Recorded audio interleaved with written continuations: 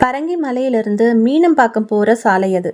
அமைதிக்கு துணையாக அந்த சாலையிலே அடர்ந்து செழித்து வளர்ந்த அரச மரங்களும் ஆலமரங்களும் ரெண்டு புறமுமே கோட்டையை போல விளங்கின. அந்த சாலையில் காரில் போகிறவங்க ஊருக்கு ஒதுக்குப்புறமாக தனித்து நிற்கும் அந்த சிறு வீடொன்றை பார்க்காமல் இருக்கவே முடியாது. அமைதி குடிகொண்ட அந்த சாலையில் களையிழந்து தனிமையாக நிற்கும் அந்த பங்களாவை பார்க்கும் எவருக்கும் ஒருவித எண்ணம் தோணாமல் போகாது. 4 வருடங்களாக அந்த வீட்டுக்கு யாருமே குடிவரல. காரணம், வீடு ஊருக்கு ஒதுக்குப்புறமா இருப்பதாலோ தனிமையாக இருப்பதாலோ அப்படின்னு தான் முதல்ல நினைச்சேன். அந்த வீட்டில் பேய் பிசாசு குடியிருக்கிறது என்ற வதந்தியை நான் ரொம்பவே கேலி செஞ்சேன். அந்த வருஷம்தான் நான் சென்னையில் மருத்துவக் கல்லூரியில் சேர்ந்தேன். காலேஜ் ஹாஸ்டலை கண்டாலே எனக்கு பிடிக்கிறதில்ல. என்னை அறிந்த நண்பர்களுக்கு நான் தனிமையை ரொம்பவே விரும்புகிறவன்கிறது நல்லா தெரியும். நான் வருவதற்கும் குடியிருக்க வீடு கிடைக்காத திண்டாட்டம் சென்னையில் உண்டாவதற்கும் சரியா இருந்தது. எனவே நான் வந்தது முதல் வீடு தேடாத நாளே இல்லைன்னு சொல்லலாம். ஒரு நாள் செங்கல்பட்டுக்கு சைக்கிள்லேயே செல்ல வேண்டும் என நாங்கள் 3 பேர் முடிவு செஞ்சோம். 3 பேர்னா என்னை போலவே அவங்களும் வீட்டிற்காக அலைபவர்கள் தான். வழவழவென்ற தார் போடப்பட்ட மவுண்ட் ரோட்டில் சைக்கிளில் போகிறது ரொம்ப இன்பமாக இருந்தது. அப்படி போகிறப்ப தான் மேற்படி வீடு என் கண்ணுக்கு தென்பட்டது. நல்ல களை பொருந்திய வீடு தான். சுற்றிலும் தோட்டம். வெள்ளைக்காரர்களுக்கே உடைய நாகரிகத்திற்கு தக்கபடி அந்த வீடு கட்டப்பட்டிருந்தது. கவனிப்பார் இல்லாததால ஒட்டடையும் தூசியும் படிஞ்சு காட்சியளித்தது அந்த வீடு. வீடு வாடகைக்கு விடப்படும் என போடப்பட்டிருந்த மரப்பலகை ஒன்று மழையிலும் வெயிலிலும் காய்ந்து தொங்கிக் கொண்டிருந்தது. மேற்படி வீட்டு வாயிலில் பொறிக்கப்பட்டிருந்த மலை வீடு என்னும் பொருள் கொடுக்கும் மவுண்ட் ஹவுஸ் என்னும் ஆங்கில எழுத்துக்கள் பழமையின் காரணமா சரியா புலப்படல. வீட்டில் இறங்கியவர்களுக்கு மலை வீடு கிடைத்ததில் ரொம்ப மகிழ்ச்சி. வீட்டின் கதவு பூட்டப்பட்டிருந்தது. அருகே 1/2 மைல் தொலைவிற்கு வீடோ குடிசையோ கடையோ ஒண்ணுமே இல்லை. அந்த டூலெட் போர்டின் அடியிலே மங்கிய எழுத்துக்கள்ல விசாரிக்க வேண்டியவருடைய முகவரியும் எழுதப்பட்டிருந்துச்சு. அதை கண்டுபிடிக்கிறதுக்குள்ள நாங்கள் பட்ட பாடு பெரும்பாடு தான். அம்மன் கோயில் வடக்கு தெருவை நோக்கி புறப்பட்டோம். அந்த முகவரியில் குறிப்பிட்டிருந்த அந்த ஆசாமியும் அகப்பட்டார். அவர் கிழவர். எங்களை முகமலர்ச்சியோடு வரவேற்றார். வீட்டு விஷயத்தை பற்றி சொன்னோம். அவர் முகத்தில் அர்த்தமில்லாத புன்னகை ஒன்று தோன்றி மறைஞ்சது. பட்டணத்தில் வேற வீடு அகப்படவில்லையோ என்று கேட்டார் அந்த கிழவர். எதற்கு சொல்கிறேன் என்றால், இந்த வீட்டில் 4 வருஷமா யாரும் நிலைத்து குடியிருந்ததே இல்லை. இப்போ 1 வருஷமா யாரும் குடி வரவே இல்லை. அப்படி குடி வந்தவர்களோ ராத்திரியில யாரோ பாட்டு பாடும் குரலை கேட்குறாங்களாம். அதனால ஏதாவது பிசாசு கிசாசு இருக்குமோன்னு பயந்து போய் விடுகிறார்கள். இந்த வீட்டை விலைக்கு வாங்கினப்போ நான் கூட வீடு இருக்கிற இடம் நல்ல அமைதியான இடம், தொந்தரவில்லைன்னு தான் வாங்கினேன். ஆனால் 1 வருஷத்துக்குள்ள என் வீட்டில் ஒவ்வொருத்தரும் இரவில் ஏதோ பாட்டின் சத்தம் கேட்குது என்றே சொல்லி வந்தார்கள். என் அருமை மகன் 22 வயசு இருக்கும். ஒரு நாள் இப்படித்தான் சொன்னான். போடா பைத்தியாரா என்று அவனை கேலி செய்துவிட்டு சும்மா இருந்துட்டேன். ஆனால் ஒரு நாள் காலையில் அவன் செத்து கிடந்தான். எப்படின்னு தான் தெரியல. பிரேத பரிசோதனை செஞ்ச டாக்டரும் கழுத்தை அழுத்தி கொலை செய்யப்பட்டிருக்கிறான்னு சொல்லிட்டார். என் அருமை மகனை இழந்த பிறகு எனக்கு அந்த வீட்டில் ஏதோ ஒரு கெட்ட தேவதை இருக்கிறதுன்னு நிச்சயமாயிடுச்சு. வீட்டை வாடகைக்கு விட்டு பார்த்தேன். இடத்தையும் சுற்றிலும் இருக்கிற தோட்டத்தையும் கண்டு ஆசை கொண்டு பலர் குடி வந்து 1 மாதம் கூட நிற்காம காலி செஞ்சுக்கிட்டு ஓடியே போயிட்டாங்க. ஒரு வெள்ளைக்கார குடும்பம் வந்தது. இந்த வீட்டை பற்றி வாயார புகழ்ந்தது. இதே வீட்டை இன்னும் அழகா செப்பனிட்டு தாங்கன்னு சொன்னாங்க. நானும் கொஞ்சம் கவலையோடு தான் எல்லாத்தையும் செஞ்சேன். அந்த வெள்ளைக்கார துரைக்கு சந்தோஷம் தாங்கலை.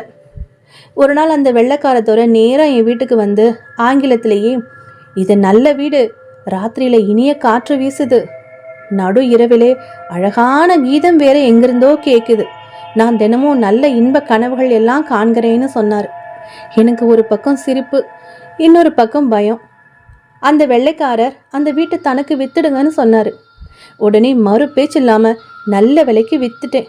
ஐயோ, பெரும் பாவம்தான் நான் செஞ்சிட்டேன்னு நினைக்கிறேன்.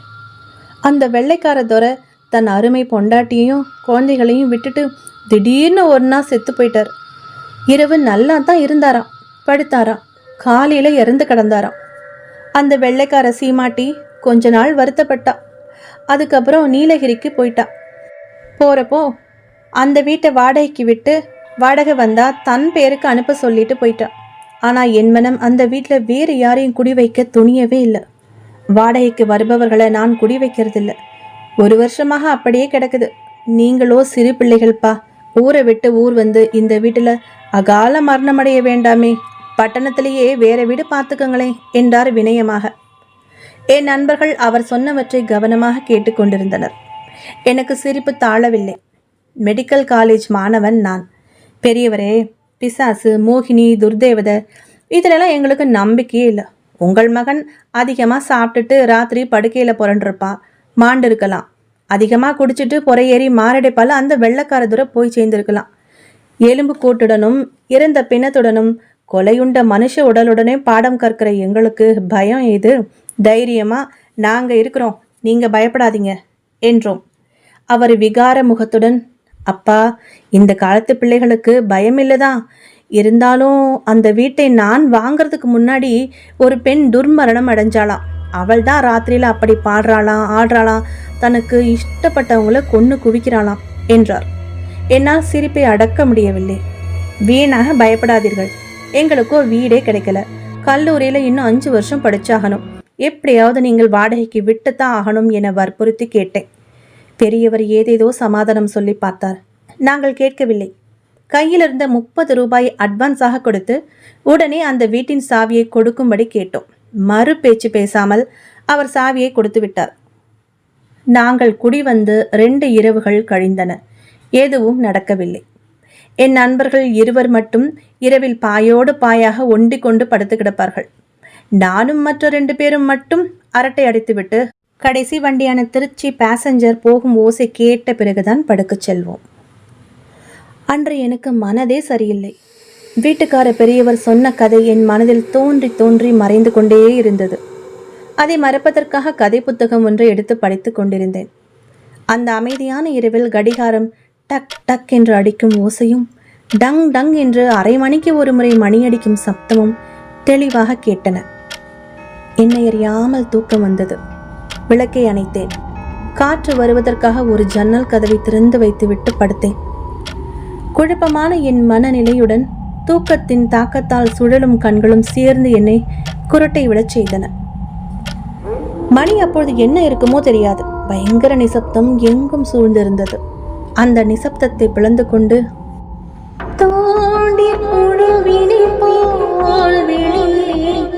சுடர் விளக்கினை போல் நீண்ட பொழுதாக எனது நெஞ்சம் துடித்தது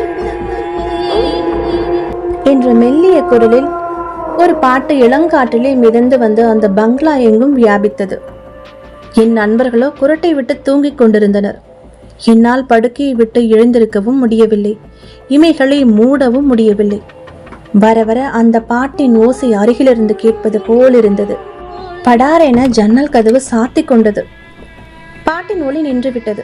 யாரோ அறையில் நடமாடும் ஓசை கேட்டது. இப்போது என் இதயமே நின்று விட்டது போன்ற உணர்ச்சி அடைந்தேன். காலடி ஓசை என் அருகே கேட்டது. ஓவென்று கத்தலாம் என நினைத்தேன். நெஞ்சு வறண்டு போயிருந்ததால் அப்படி செய்ய முடியவில்லை.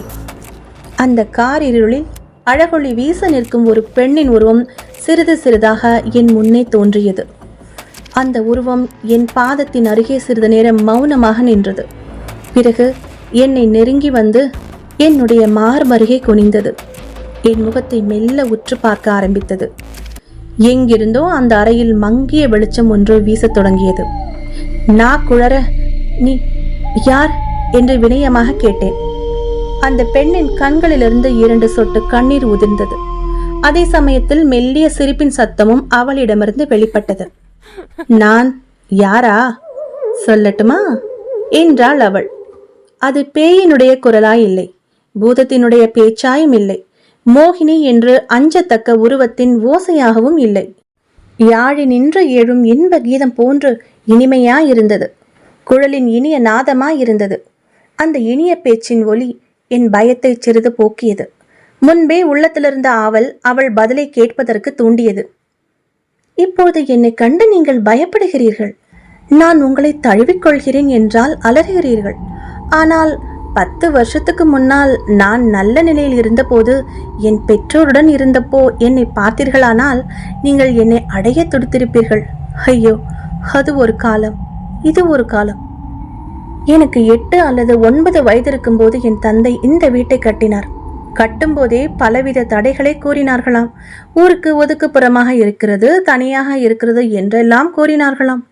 என் தந்தை ஒரே பிடிவாதமாக தனிமையை விரும்பி இங்கே கட்டினார். நிலைப்படி சரியில்லை, ஜன்னல்கள் சரியில்லை என்று கூறினார்கள். இப்பொழுது இருப்பது போல் இவ்வளவு அழகாக எப்பொழுதுதான் இருந்தது? இவ்வளவு அழகான தோட்டம் அப்பொழுது உண்டா என்ன? இந்த சாலையில் இவ்வளவு அடர்த்தியாக மரங்கள் நாம் வளர்ந்திருக்குமா? வீடு எப்போதும் கலகலவென்று இருக்கும். நான் சிறுவயதிலேயே மிகவும் அழகாக இருப்பேனாம். பிறகு என் அழகை நானே வியந்தேன் என்றால் ஆச்சரியமல்லவா?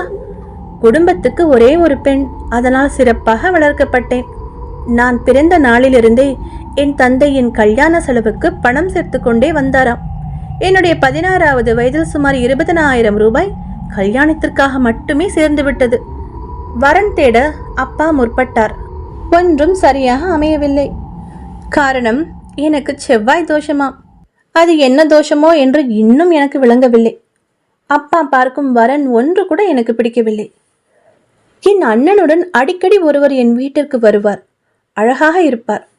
தன் கரத்தில் எப்பொழுதும் பாரதியாரின் கண்ணன் பாட்டு புத்தகத்தை வைத்து கொண்டிருப்பார். அந்த புத்தகத்தை வாங்கி படித்தேன். எனக்குள்ள குரல் வளத்தால் இனிமையாக பாடினேன்.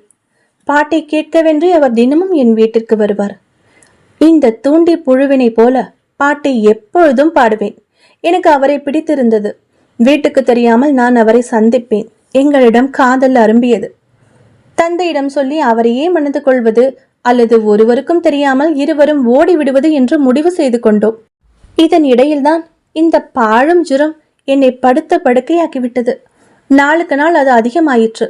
என் தந்தை எவ்வளவோ டாக்டரை வரவழைத்து பார்த்தார்.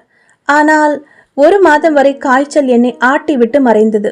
நானும் மெல்ல எழுந்து பழைய நிலையை அடைந்தேன். அவரை பார்க்க வேண்டும் என்ற ஆசை எனக்கு அதிகமானது.